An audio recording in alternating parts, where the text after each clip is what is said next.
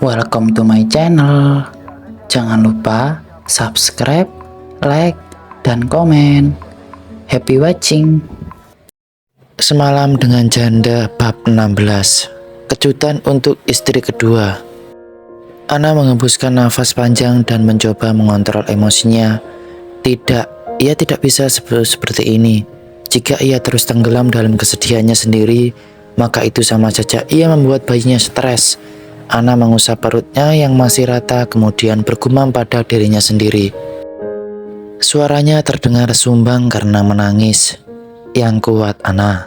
Demi anak kamu. Kamu gak boleh begini terus. Hubungan kamu sama Kaisar sejak awal semacam pernikahan kontrak. Ingat kalau kamu lakuin semua ini demi ayah. Dengan tekad yang begitu kuat, Ana menyeka air mata yang meninggalkan jejak di pipinya. Ia mulai membuat teh untuk Nyonya Farah. Ia mengambil sebuah panci kaca dari kabinet kemudian mengisi air yang sekiranya cukup untuk secangkir teh. Ana kemudian mencari kantung teh dan menyiapkannya di dalam cangkir keramik berwarna putih. Dilihat dari desain dan motif dari cangkir tersebut, pasti harga satu setnya mencapai jutaan rupiah. Ana menatap kosong pada air yang mulai mendidih. Ia mematikan kompor tanam tersebut sebelum menuangkan air secara perlahan, mengaduknya dengan gula dan menambahkan sedikit air dingin supaya tidak terlalu panas. Selesai membuat teh, Ana membawanya dengan hati-hati keluar dari dapur pribadi Kaisar dan berjalan menghampiri Nyonya Farah yang terlihat lesu. Nyonya, ini saya buatkan teh. Mohon diminum agar Nyonya tidak lemas lagi, ucap Ana dengan lembut sembari menyodorkan teh tersebut kepada Ibu Kaisar. Nyonya Farah mendongak dan menatap Ana tanpa ekspresi. Sayangnya, ia harus menolak. Nyonya Farah masih tidak bisa menerima pernikahan Ana dengan Kaisar. Tidak, terima kasih Ana. Saya baik-baik saja. Kamu bisa minum teh itu buat kamu sendiri. Ana sedikit mendesak Nyonya Farah karena khawatir akan kondisi wanita itu. Nyonya Farah sedang shock dan Ana tahu tubuh wanita itu sedang lemas. Tapi, teh manis bisa mengembalikan energi Anda, Nyonya. Tolong terima tehnya. Mama, Kaisar berucap dengan tegas. Nyonya Farah menatap Kaisar dengan cemberut. Terlihat sekarang Kaisar sangat membela istri keduanya. Namun jauh dalam hati Nyonya Farah, wanita itu hanya bingung bagaimana harus memperlakukan Ana. Itu sebabnya dia tidak mau menerima teh buatan wanita itu. Ia merasa sangat berkonflik dengan menantu barunya. Ma, Ana benar. Mama minum dulu tehnya lalu habis itu kita bicarakan lagi. Tapi, Kaisar harap kita bertiga bisa berbicara dengan kepala yang lebih tenang. Kaisar berkata pelan. Nyonya Farah mengangguk pasrah. Pada akhirnya, ia menerima teh tersebut dengan hati yang berat. Ana tersenyum lemah saat Nyonya Farah menyesap teh itu secara perlahan dan bernafas lega. Ia tak menyangka, hanya dengan satu kalimat saja, Kaisar sudah bisa membuat sang ibu meruntuhkan egonya sendiri. Ana, terima kasih. Kaisar menoleh kepada Ana saat sang ibu menenangkan diri dengan teh, namun ekspresi tenangnya berubah. Ada kerutan dalam di dahinya saat melihat mata Ana sembab dan memerah. Wanita itu seperti sudah menangis diam-diam tanpa sepengetahuannya. Kamu menangis? Tanya Kaisar setengah berbisik. Ana menggeleng cepat, menyangkal ucapan Kaisar yang sebetulnya benar. Enggak kok, mataku tadi cuma berair waktu merebus air buat tehnya. Uap panasnya masuk ke mata, jadi agak perih dikit. Tapi, kamu nggak perlu khawatir, aku baik-baik saja. Kaisar terdiam mendengar pembelaan Ana yang terdengar palsu di telinganya. Matanya memijing tajam. Ia tahu Ana pasti memikirkan kata-kata Nyonya Farah. Ia hendak menginterogasi Ana lebih lanjut, tapi yang terpenting sekarang adalah ibunya. Nyonya Farah adalah prioritas karena Kaisar harus meluruskan kesalahpahamannya. Nyonya Farah meletakkan teh di sampingnya. Teh itu tidak terlalu manis maupun pahit. Begitu pas di lidah dan tentunya mampu merilekskan pikirannya yang bergejolak. Kaisar, Ana, saya ingin membicarakan sesuatu, ujar Nyonya Farah sambil menatap mereka berdua bergantian. Saya tidak bisa langsung menerima pernikahan kalian, karena kalian menikah tanpa seizin dan sepengetahuan saya. Saya juga minta maaf sama kamu, Ana, karena Kaisar sudah berbuat hal tak senonoh padamu, dan juga atas sikap saya yang telah menyakiti hati kamu. Nyonya Farah berucap dengan tulus. Ana bisa merasakan penyesalan dalam kata-katanya dan ungkapan rasa bersalah yang mendalam.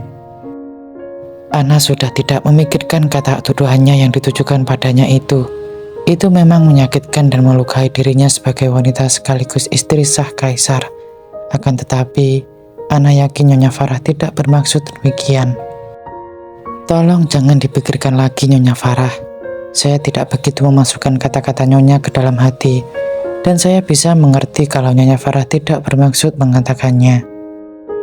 Iya, Ana, terima kasih karena sudah memaklumi saya. Setidaknya beri saya waktu untuk memikirkan pernikahan kalian. Ini semua terlalu tiba-tiba bagi saya, ungkap Nyonya Farah. Ana menatap Kaisar yang tampak kaku di sampingnya. Ia melanjutkan dengan ekspresi tenang. Tapi bagaimana keadaan Nyonya Farah sekarang? Apa Nyonya Farah masih pusing? Nyonya Farah memegangi kepalanya dan menggeleng. Saya sudah baikan. Terima kasih atas tehnya. Lantas tatapannya tertuju pada perut Ana. Fakta bahwa ada sebuah janin yang tumbuh di perut wanita itu membuat dadanya sesak. Kalau saya boleh tahu, berapa usia kandunganmu sekarang, Ana? 5 minggu lebih, sedang jalan minggu ke-6. Baiklah, Nyonya Farah mengangguk dan mengambil tasnya dari meja samping sofa. Ia berdiri, saatnya ia mengkonfrontasi Kaisar tentang perselingkuhan Monica. Dan kamu, Kaisar, tahu dari mana kamu kalau Monica selingkuh? Mama tidak menyangka jika Monica memalingkan kartu seperti ini. Kaisar tidak akan banyak bicara, Ma. Sebaiknya Mama lihat saja videonya sendiri dan menyimpulkannya. Apakah itu benar-benar Monica, menantu kesayangan Mama atau bukan? Nyonya Farah mengerutkan keningnya saat Kaisar mengeluarkan ponsel dan mengulir layar ponselnya dengan tangan gemetar. Pria itu tampak berusaha keras untuk menjaga emosinya tetap stabil saat ibu jarinya menekan ikon galeri dan memutar video Monica. Ia memberikan ponselnya kepada sang ibu. Ini 5 detik video baru berjalan, namun Nyonya Farah sudah bisa memastikan bahwa wanita dalam video tersebut merupakan Monica. Ia mendengar suara Monica, pakaian yang pernah dipakai Monica, hingga gaya rambut Monica. Wanita itu membelakakan mata sambil menahan nafas. Setelah video itu berakhir, Nyonya Farah mengembuskan nafas yang sedari tadi ia tahan dan tersenyum miris kepada Kaisar. Ia mengembalikan ponsel kepada sang pemilik. Biar Mama saja yang menghadapi Monica, Kaisar. Wanita itu dasar tidak tahu diri. Ma, jangan. Kaisar menggeleng dan mencekal pergelangan tangan ibunya yang hendak berlalu pergi. Kaisar sendiri yang akan kasih pelajaran ke Monica, Ma. Mama tidak perlu ikut campur. Kaisar, tapi dia sudah berseling. Kaisar tahu. Tapi biarkan Kaisar memakai cara Kaisar sendiri. Monica akan tahu akibatnya saat semuanya tiba. Kita hanya tinggal menunggu waktu sampai kejatuhannya. Jelas Kaisar penuh tekad. Nyonya Farah hanya memandanginya dengan ekspresi masam. Ia telah dimanipulasi oleh ular licik itu. Tetapi Kaisar justru menghalanginya untuk mengolok-olok Monica. Mama paham, Nak. Kalau begitu, Mama pulang dulu. Sekali lagi, Ana, Kaisar, maafkan saya. Selamat siang. Selamat siang, Nyonya Farah. Mohon hati-hati di jalan, balas Ana ketika Nyonya Farah berlalu pergi dari ruang kerja Kaisar. Kaisar hanya menghela nafas panjang, mendengar suara ketukan heels ibunya semakin menjauh. Tangannya diam-diam terkepal hingga buku-buku jarinya memutih.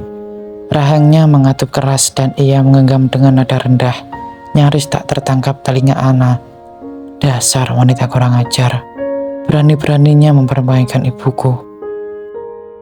Karena kekacauan hari itu, pada akhirnya Kaisar tidak bisa fokus bekerja hingga ia memutuskan membawa Ana pulang lebih awal. Ana sudah hampir seharian berada di kantornya dan membantunya sedikit mempersiapkan berkas-berkasnya. Mereka pulang dengan Kaisar yang menyetir. Ana duduk di sebelahnya, terdiam 1000 bahasa merenungkan banyak hal. Malam ini, Kamu ingin makan apa? Tanya kaisar memecah keheningan di antara mereka. Ana menengok ke arah sang suami. Ia sedikit tersentak dengan suara berat pria itu. Aku bisa makan apa aja kok. Tapi malam ini aku aja yang masak ya. Gantian. Soalnya kamu terus yang sang masak di dapur. Enggak, kita makan malam di luar aja buat menghemat tenaga. Lagi pula sudah terlalu malam buat kamu masak. Kamu perlu istirahat yang banyak setelah semua yang terjadi hari ini. Ana mencoba memahami kata-kata kaisar. Pria itu seperti bisa membaca pikirannya. Ia bisa tahu bahwa Ana sedang kelelahan secara fisik dan mental. Menjadi istri kedua seorang pria kaya membuang tidak mudah. Meskipun bukan keinginannya ditempatkan di porsi membahayakan ini. Oke, Ana mengangguk kecil. Awalnya, Ana pikir kaisar akan mengajaknya makan malam di restoran yang ada di tepi jalan raya. Restoran biasa tempat para pegawai kantor mencari makan dalam perjalanan ke rumah. Namun, kaisar adalah pria tidak terduga. Tujuan kaisar memutuskan makan malam di luar merupakan bentuk permintaan maafnya kepada Ana. Ia terlalu gengsi dan tidak enak sendiri karena Ana menangis. Rasanya mengucapkan kata maaf tidak akan bisa mengobati rasa sakit hati Ana terhadap kata-kata ibunya. Jadi, ia akan membayarnya dengan tindakan dan perhatian. Setidaknya itulah yang bisa kaisar pikirkan sekarang. Kaisar membawa mobilnya ke sebuah hotel bintang 5 yang megah. Bangunan hotel itu terlihat sangat tinggi, hampir menembus langit gelap. Sinar lampunya memancar bak kerlipan bintang dan banyak mobil-mobil mewah yang terparkir di sisi kanan kiri mobil kaisar. Kok kita berhenti di sini? Kata kamu kita makan malam sebelum pulang. Ana mengamati betapa gagah dan elegannya desain hotel bintang 5 itu. Hanya orang-orang kelas atas saja yang bisa menembus pintu surgawi hotel mewah itu. Oh, kamu mau ketemu kenalan dulu ya? Kalian janjian ketemu di sini. Salah, saya tidak akan bertemu siapapun di sini. Kaisar melepaskan sabuk pengamannya, lalu membuka milik Ana. Ana semakin dibuat bingung. Kenapa kaisar mendadak membawanya ke hotel? Mereka kan punya apartemen untuk tidur. Lalu, untuk apa? Ana bertanya lagi. Ekspresi polosnya membuat kaisar sangat ingin menertawakannya. Kaisar tersenyum kecil lalu menunjuk pada hotel di luar mobil. Ia tahu Ana akan terkejut dengan pernyataannya ini. Kita akan makan di sini malam ini, karena saya sudah membooking satu lantai khusus untuk kamu. Di lantai teratas, tempat paling istimewa di hotel ini.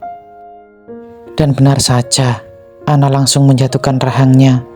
Ia benar-benar tak percaya kaisar akan melakukan semua ini demi dirinya.